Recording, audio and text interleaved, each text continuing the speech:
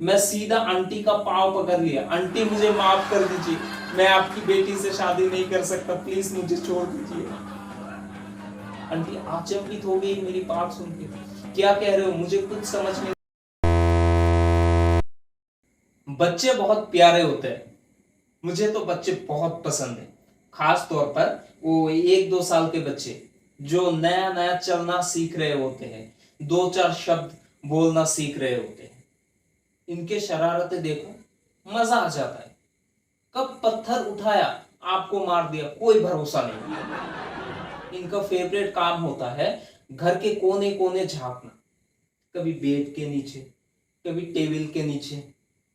अगर इनके हाथ गलती से टीवी का रिमोट आ गया तो समझ लो आज न्यूज चैनल और कार्टून चैनल के बीच की लड़ाई पक्की है। जब बच्चे 5-6 साल के हो जाते हैं ना, उनमें आ जाती है थोड़ी बहुत शैतानी, नए नए स्कूल जाने लगते हैं। इनके मम्मी पीछे पड़ी है 2 घंटे से, बेटा होमवर्क कर ले। बेटा हर 2 मिनट बाद बाथरूम का बहाना मार रहा है, मम्मी मुझे सुसु आई है।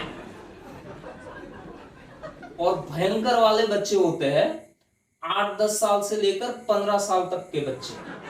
भाई ये बच्चे नहीं, ये बाप होते हैं। अगर इनसे पाला पड़ा ना तो नानी याद आ जाएगी। कॉलेज के बाद मैं ट्यूशन पढ़ाया करता था। एक बच्चे को नया होम ट्यूशन लिया, पहला दिन था, मैं गया, रूम पे जाते ही वो बच्चा मुझे घूरने लगा। मैं बोला तुम्हारा नाम क्या है? बोलता है राकेश। लेकिन मेरे दोस्त मुझे रॉकी भाई कहते हैं। मुझे समझने में देर नहीं हुई, ये बच्चा शैतान की हड्डी है। मैं भी कुछ कम नहीं। मैं बोला देखो राकेश, मैं बहुत गुस्सैल इंसान हूं, तुम्हारे जैसे बच्चे बहुतों को मैं मार मार के सुधार दिया, तो मेरे साथ मजाक बिल्कुल नहीं। डेली का होमवर्क डेली चाहिए। It's okay. वो बच्चा मुझे फिर से घूरने लगा। अचानक बोल उठा, मैं आपको सर कह के पुकारूं कि जीजा जी? अरे मैं चौंक गया, ये क्या मजाक है, क्या बकवास है?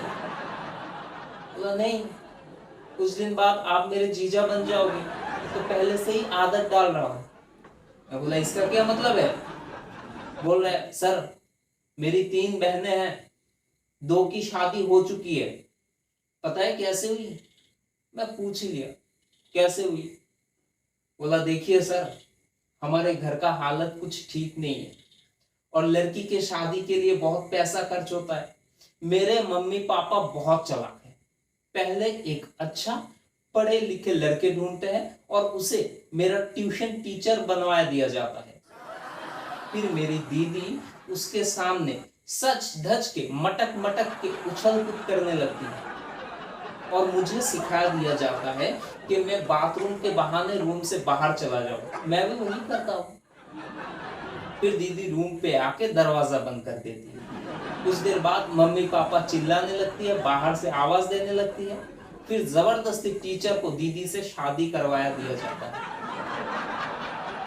और टीचर के वश में कुछ नहीं होता, क्योंकि उसे पहले से ही बहुत डराया दिया जाता है कि शादी नहीं करोगे तो मोहल्ले के लोग बुलाएंगे, झूठा इल्जाम लगाएंगे। मजबूरन टीचर को दीदी से शादी करनी होती है। मेरी दोनों दीदी की शादी ऐसे ही हुई है और तीसरी दीदी के लिए आपको चुना गया है। ये अच्छा सिस्टम भी है, इसमें पैसा भी खर्च नहीं होता और अच्छा लड़का भी मिल जाता है शादी के लिए। स्टूडेंट के मुंह से ये सब बात सुनने के बाद मेरी हालत खराब हो चुकी थी। अपने पैरों पे खड़ा नहीं हो पा रहा था, हाथ पांव कांप रहा था। फिर धीमे धीमे बोलने लगा, सर अभी दीदी आएगी चाय के बहाने। डर के मारे मुंह से आवाज नहीं निकल रही थी।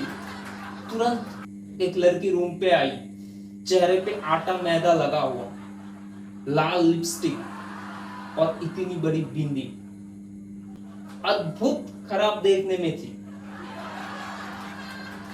इधर वो बच्चा बोलने लगा, सर यही मेरी दीदी है, आपकी होने वाली बीवी। मैंने देखा चाय की कप लेते हुए लड़की मेरी ओर आ रही है। मुझे पता नहीं क्या हो गया था, मैं जोर से चिल्लाया, और उधर ही बेहोश हो गया। जैसे ही मुझे होश आया, मैंने देखा बच्चे के मम्मी पापा मेरे चेहरे पे पानी छिड़क रहे हैं। मैं सीधा आंटी का पाँव पकड़ लिया, आंटी मुझे माफ कर दीजिए, मैं आपकी बेटी से शादी नहीं कर सकता, प्लीज मुझे छोड़ दीजिए। आंटी आचंबित हो गई मेरी बात सुनकर, क्या कह रहे हो, मुझे कुछ समझ में नहीं आ रहा। मेरी गर्लफ्रेंड ना रहते हुए भी मैंने झूठी कसम खाई, मेरी एक गर्लफ्रेंड है, मुझे छोड़ दीजिए, अगर उसे पता चला वो मुझे जान से मार डालेगी, मुझे जिंदगी में बहुत कुछ करना है, मैं आपकी बेटी से शादी नहीं कर सकता।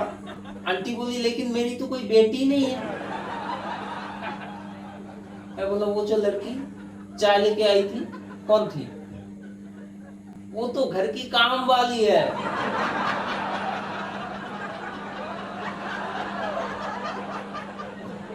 ये बच्चा बाप था मेरा। उसके बाद मैं ट्यूशन पढ़ाना ही छोड़ दिया।